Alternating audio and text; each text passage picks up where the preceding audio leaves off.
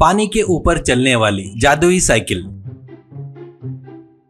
मलकापुर नामक गांव में मुन्ना बोलकर एक व्यक्ति रहता है। मुन्ना की पत्नी जमुना और चिंटू नाम का एक लड़का रहता है। मुन्ना उसी गांव में कंस्ट्रक्शन बिल्डिंग के पास रोजी की मजदूरी करता था। रोजी मजदूरी करके कमाए सौ पैसों से मुन्ना के परिवार के पालन पोषण के लिए बिल्कुल भी पैसे बच नहीं होते थे। चिंटू उसी गांव में एक पाठशाला में पढ़ रहा था। वो पाठशाला गांव से बहुत दूर रहता है। हर रोज चिंटू पैदल चलते हुए स्कूल जाता है, पर बाकी बच्चे साइकिल से जाते हैं।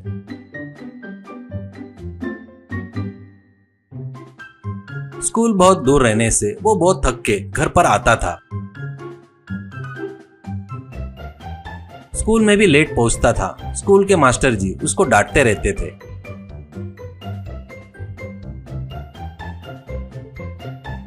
ऐसे निराश होकर घर आए बच्चों को देखकर जमुना बहुत दुखी होती है। उस दिन रात में मुन्ना से जमुना, क्यों जी, बच्चा रोज पैदल चलकर स्कूल जाकर आने की वजह से बहुत थक रहा है, स्कूल भी लेट पहुंच रहा है, उसको एक आधी साइकिल खरीद कर दे दो ना। ऐसा कहती है तो मुन्ना, देख रही हो ना मैं कितना कमा रहा हूँ, उतने में घर ही बराबर नहीं चल रहा है, उसमें अब साइकिल खरीदना बोले तो कैसे, देखेंगे सबके लिए वो भगवान ही है ना, ऐसा कहता है। पति पत्नी बहुत दुखी होते हैं। अगले दिन चिंटू से जमुना, चिंटू हम लोग कर तुम्हारे मामा के गांव जा रहे हैं, जल्दी स्कूल से आना करके बोलती है। ठीक है बोलकर चिंटू स्कूल के मास्टर से परमिशन लेकर स्कूल से जल्दी आता है। सभी लोग मिलकर चिंटू के चाचा के यहाँ आते हैं। चाचा रमेश और चाची उनका साधारण तरीके से उनका आवभगत करते हैं। चिंटू से, क्या चिंटू अच्छे से पढ़ रहा है ना, ऐसा कहता है। बाद में सब लोग मिलकर खाना खाते हैं।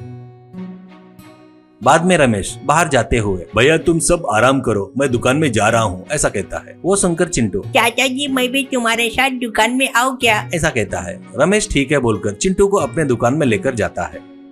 रमेश की दुकान एक पुरानी वस्तुएं खरीदने की दुकान थी। वहाँ पर हर तरीके के सामान रहते हैं।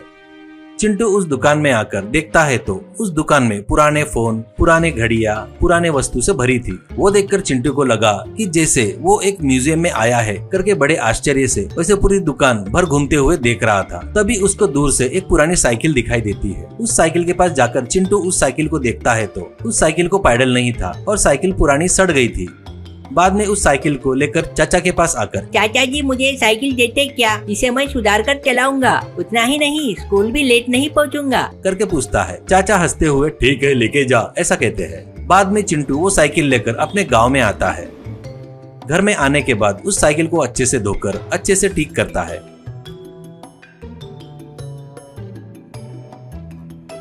बाद में उस साइकिल को साइकिल की दुकान में ले जाकर पैडल लगवाता है।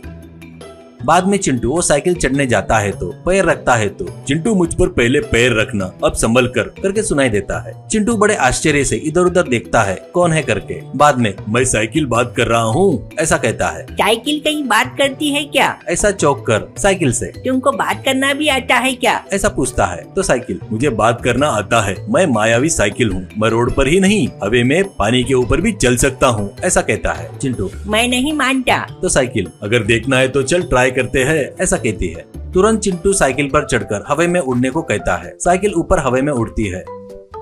हवा में पक्षियों के साथ साइकिल पर उड़ रहा था चिंटू को बहुत मजा आता है। बाद में नदी के पास आकर पानी के ऊपर साइकिल चलाना शुरू करता है। पानी के ऊपर साइकिल चल रही थी तो चिंटू के खुशी का ठिकाना नहीं रहता। बहुत खुश होकर साइकिल को थैंक्स कहता है।